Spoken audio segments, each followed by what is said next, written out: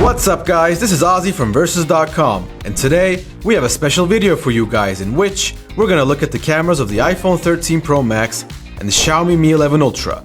So buckle up your seatbelts because it's about to be a bumpy ride. And now it's time to let the facts speak. At first glance, I'm actually getting pretty hyped for this. Is a phone camera really gonna be able to go head to head with the iPhone? Even though we're just gonna be checking out the zoom in this section, the live colors and soft textures of the Xiaomi look superb. The Mi 11 packs a 10x optical zoom, which undoubtedly overshadows the 3x of the iPhone. Oh, and before I forget, the Xiaomi can go up to 120x. You know what's even crazier than that? It actually looks pretty decent. Consider me impressed. So the first point is gonna go the way of Xiaomi. Now, this is the point that Apple should maybe start to worry, because Xiaomi's pictures taken with the standard and ultrawide camera actually look really good. That isn't to say that the pictures taken with the iPhone can't be better, but it's just been a while since we've had competition of this caliber. Even though my personal preference will go the way of the iPhone after taking all of the pictures into account, I think it's fair to say that in some of them, the Mi 11 actually just straight out performs better. The biggest difference is the iPhone's recognition and processing ability of darker colors and shadows. And this right here allows it to stay one step ahead of the Mi 11. So is that it? Nope. You know better than I do that Apple isn't one to go down without a fight. And I'm pretty sure that this is where the fight begins. I really don't know how they managed to pull it off, but Apple's portrait mode photos are just extremely detailed that it's unfortunately almost never a competition. Praising the bokeh effect of the iPhone has actually become a habit for me since regardless of the conditions, the background blur is almost always perfect. Unsurprisingly, the same goes for portrait selfies. One thing that I found quite interesting though is that the Xiaomi, which really had subpar results during the portrait photos, actually picks itself back up with the portrait selfie mode. There are still some issues with the brightness being a tad too high, but the processing is still an improvement when compared to the main camera. Even though I think the Mi 11's results are decent, the iPhone just seems to be unmatched when it comes to taking portrait mode photos. The third point is gonna go to Apple with its near perfect bokeh and accurate representation of colors. Maybe we should chalk up another point for Apple, because the autofocus feature, which is up next, is where the iPhone retains its undisputed title.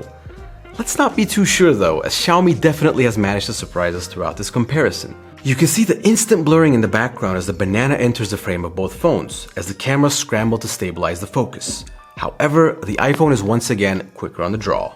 The Mi 11 is not only slower, but also does not recognize the object every time it comes into view. If you're taking nature shots and the object is moving too fast, then some photos might not come out as expected. So when it comes to autofocus, Apple once again comes out on top. Now that it's heating up, let's take a look at a feature which isn't necessarily a major requirement for smartphone users, but is getting more important by the day.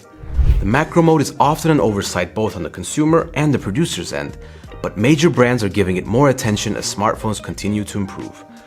While the Xiaomi is once again decent, it's quite obvious that we're able to get in closer and still retain the same or even better visibility and focus with the iPhone, who will be my winner for this section.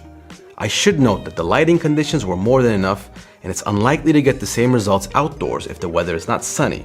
So I'm at the indoor pool, and this is a perfect opportunity to be doing the indoor audio test. What you're listening to right now is the audio from the Xiaomi, and this is the audio from the iPhone.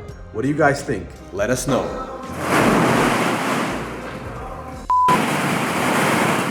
I'm really curious how the fuck you get out of this.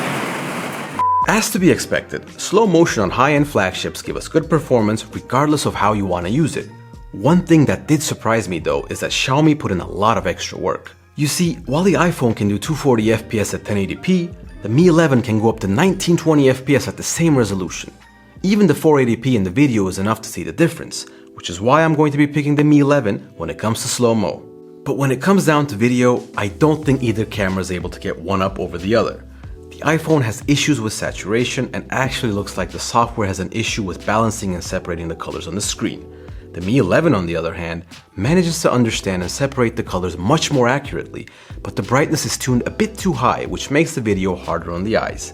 All in all, both have their advantages and disadvantages, so I'm gonna call it a draw on this one. Footage taken at nighttime though is a whole another story.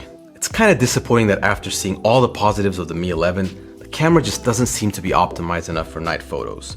There are a lot of shadows that the software isn't able to filter out, which leads to the images looking a lot darker than they should be. Xiaomi actually has quite a bit of detail in their photos, but unfortunately, the lack of brightness leaves us unable to fully appreciate the effort.